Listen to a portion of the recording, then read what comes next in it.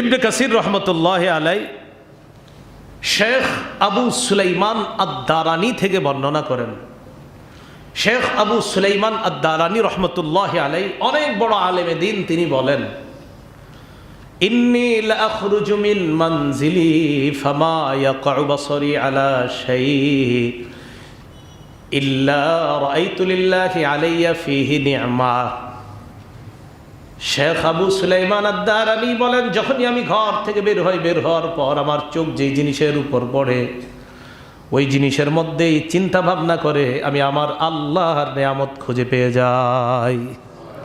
আমি যখনই ঘর থেকে বের হই, যখনই কোনো জিনিসের উপর আমার দৃষ্টি পড়ে, তখন ওই জিনিসটার মধ্যেই আমি চিন্তা করলেই দেখতে পাই যে আমার আল্লাহ ওটার মধ্যেই আমার জন্য নেয়ামত রেখে দিয়েছেন। হাসান বসরি রহমতুল্লাহ আলাই বক্তব্য, তিনি বলেন, ফিকরু সাআতিন খায়রুম মিন কিয়ামি লাইলা। ভালো জিনিসের চিন্তা ভাবনা করা সারা রাত নফল নামাজ পড়ার চাইতে উত্তম। ভালো জিনিস নিয়ে আপনি চিন্তা ভাবনা করলেন, কথার কথা আপনি চিন্তা বললেন একজন মানুষকে কিভাবে জাহান্নাম থেকে ফিরিয়ে জান্নাতি বানানো যায়, এই চিন্তা ভাবনা আপনি করলেন। হাসান বসরি রহমতুল্লাহ আলাই বলেন, এই যে ভালো জিনিসের চিন্তা ভাবনা, এটা সারা রাত নফল নামাজ পড়ার চাইতে উত্তম। ফুজাইল ইবনে ইয়াজ রহমতুল্লাহ আলাই তিনি বলেন, আল ফিকরাতু মিরআতুন তুরিকা হাসানাতিকা ওয়া সাইয়্যাতিক। ভালো জিনিসের চিন্তা ভাবনা এমন এক আয়না, যেই আয়না তোমাকে ভালো এবং মন্দের ঠিকানা দিয়ে দিবে। ভালো জিনিসের চিন্তা ভাবনা যখন করবা, তখন তোমাকে এমন এক আয়না তৈরি হবে তোমার সামনে, এই আয়নার মধ্যেই তুমি দেখতে পাবা কোনটা সঠিক আর কোনটা বেঠিক। তবে চিন্তাটা হতে হবে সঠিক, স্বচ্ছ চিন্তা হতে হবে। সুফিয়ান ইবনে উয়াইনাহ অনেক বড় মুহাদ্দিস, তিনি বলেন, আল ফিকরাতু নূরুন ইয়াদখুলু কলবাক। ভালো চিন্তা ভাবনা, আল্লাহর সৃষ্টি নিয়ে গবেষণা করা, এটা এমন এক আলো, এমন এক নূর, যেই নূর তোমার কলবের মধ্যে প্রবেশ করবে, তোমার কলবকে আলোকিত করে তোমার কলবকে মানে কলবওয়ালাকে জান্নাতি বানাবে। তো আল্লাহ এটা বললেন, ওয়া ইয়াতাফাক্কারুনা ফি খালকিস সামাওয়াতি ওয়াল আরদ। আসমান জমিনের সৃষ্টি নিয়ে যারা গবেষণা করে, যারা চিন্তা ভাবনা করে, আল্লাহ তাদেরকে জ্ঞানী বললেন। তো তাদেরকে আল্লাহ পাক রব্বুল আলামিন বললেন জ্ঞানী। এই আয়াত সূরা আলী ইমরানের 189 নম্বর আয়াত আর পরের এই আয়াতগুলো যখন নাজিল হয়, আব্দুল্লাহ ইবনে আব্বাস রাদিয়াল্লাহু তাআলা আনহুমার বক্তব্য, তিনি বলেন, আতাত কুরাইশুন আল ইয়াহুদা। কুরাইশ সম্প্রদায় ইহুদি জাতিদের কাছে আসলো। ইহুদি জাতির কাছে আসার পর তাদেরকে প্রশ্ন করলো, ইহুদি জাতি তাদেরকে প্রশ্ন করলো, খ্রিস্টান সম্প্রদায় না কিন্তু ইহুদি সম্প্রদায়কে প্রশ্ন করলো। কারা? কুরাইশরা। কি প্রশ্ন করলো? তারা বলল, মা জাআ বিমা জাআকুম মূসা আলাইহিস সালাতু ওয়াস সালাম। মূসা নবী তোমাদের কাছে কি নিয়ে এসেছে? তো ইহুদিরা জবাব দেয়, আসা। মূসা নবী লাঠি নিয়ে আসে। ওয়ায়াদুহু বাইদাউ লিন-নাযিরিন। মূসা নবী আরেকটা জিনিস নিয়ে আসছে, ওনার হাতটা এমন ছিল, তার হাত দর্শকদের জন্য উজ্জ্বল হয়ে যেত, মাটির কালারের হাত থেকে আলো বের হতো, এই নিদর্শন নিয়ে আসছে।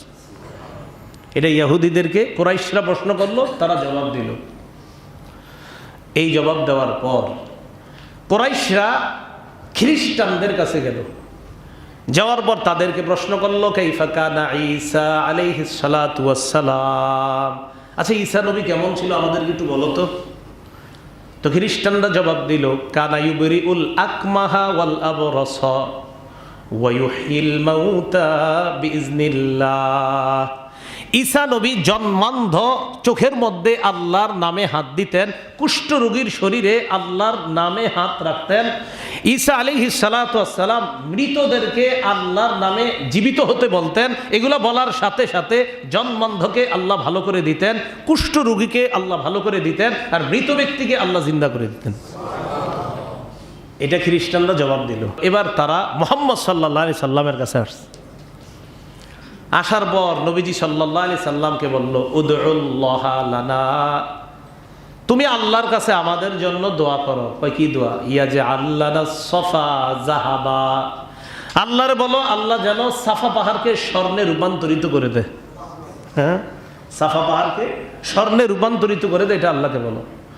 তো আল্লাহ পাক রব্বুল আলামিন তখন আয়াত নাজিল করলেন, ইন্না ফি খালকিস সামাওয়াতি ওয়াল আরদ ওয়াখতিলাফিল লাইলি ওয়ান নাহারি লাআয়াতিল লিউলিল আলবাব।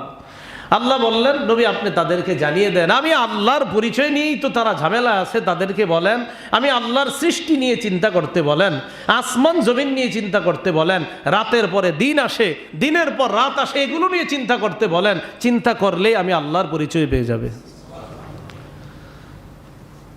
এরপর আল্লাহ পাক রব্বুল আলামিন বলেন, যারা চিন্তা করবে, তারা চিন্তা ভাবনা করার পর আসমান জমিন নিয়ে যখন চিন্তা ভাবনা করবে, কথার কথাই যে গরমকাল, তো যারা প্রকৃতপক্ষে চিন্তা করবে তারা গরম নিয়ে চিন্তা করবে।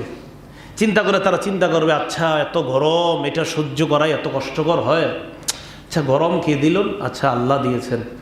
তো আল্লাহ এত গরম দিতে পারেন, তো আল্লাহ তো আরো নাকি গরম রেখে দিয়েছেন জাহান্নামের মধ্যে। তখন তারা চিন্তা ভাবনা করবে যে রাসূল সাল্লাল্লাহু আলাইহি সাল্লাম বলে দিয়েছেন, শোনো এই গরম এটা জাহান্নামের উত্তাপের অংশ। সহিহ বুখারীর বর্ণনা, জ্বরের গরম জাহান্নামের উত্তাপের অংশ, এটাও সহিহ বুখারীর বর্ণনা। আগুনের গরম এটা জাহান্নামের উত্তাপের অংশ, এটাও সহিহ বুখারীর বর্ণনা। জ্ঞানীরা তখন চিন্তা করবে, দুনিয়ার গরম এটা যদি জাহান্নামের উত্তাপের অংশ হয়, 70 ভাগের 1 ভাগ যদি হয়, তাহলে আরো 69 ভাগ না জানি কতটা ভয়ঙ্কর। তখন জ্ঞানীরা এই চিন্তা ভাবনা করার পর আল্লাহকে বলবে, আল্লাহ জাহান্নামের আগুন থেকে বাঁচান। কি থেকে বাঁচান? এই দেখেন এরপর কি বলে, ওয়াতাফাক্কারুনা ফি খালকিস সামাওয়াতি ওয়াল আরদ রব্বানা মা খালাকতা হাযা বাতিলা। আসমান জমিনের সৃষ্টির এই সৃষ্টি নিয়ে তারা গবেষণা করবে, করার পর আল্লাহকে বলবে, আল্লাহ আসমান জমিন সৃষ্টির চিন্তা ভাবনা করলাম, করার পর বুঝতে পারলাম আসমান জমিন আপনি অনর্থক সৃষ্টি করেন নাই।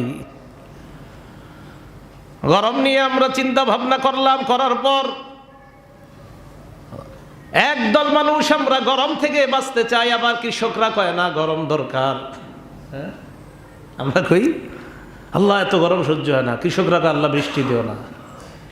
দেখছেন গরম মানে আপনি চিন্তা করবেন যে আল্লাহ আপনি গরম যে দিলেন ঠিক আছে, সহ্য হচ্ছে না, এটাও আল্লাহ অনর্থক বানায় নাই। হ্যাঁ, বৃষ্টির নামাজ পড়ার জন্য আবার নবীজি বলছেন, কিন্তু চিন্তা করবেন যে আচ্ছা গরমটা আল্লাহ যে বানাইলেন দুনিয়াতে, এটা গরমটা কি অনর্থক? তো যদি চিন্তা ভাবনা করেন দেখবেন যে হাজারো কৃষকরে প্রশ্ন করেন, তারা বলবে ভাই বৃষ্টি না হোক, ঠিক আছে। তো চিন্তা ভাবনা করার পর তারা বলবে, মা খালাকতা হাযা বাতিলা, আল্লাহ আপনি এগুলা অনর্থক সৃষ্টি করেন নাই। তো যাদের গরম আবার সহ্য হবে না, তো তারা আবার এসির মধ্যে বসে বলবে, আলহামদুলিল্লাহ আল্লাহ এসি যিনি বানিয়েছে আল্লাহ, তার মাথায় যে আপনি বুদ্ধি দিয়েছেন আল্লাহ, আপনার প্রশংসা শেষ করা যাবে না। তো দুইটাই তো আল্লাহ চিন্তা ভাবনা করতে হবে। গরম সেটা কৃষকের পক্ষে চিন্তা করেন, এসির ঠান্ডা সেটাও আপনি চিন্তা করেন, যারা গরমের সহ্য করতে পারতেছে না, দুইটা নিয়ে আপনি চিন্তা করবেন, সেখানে আল্লাহর পরিচয় পাবেন।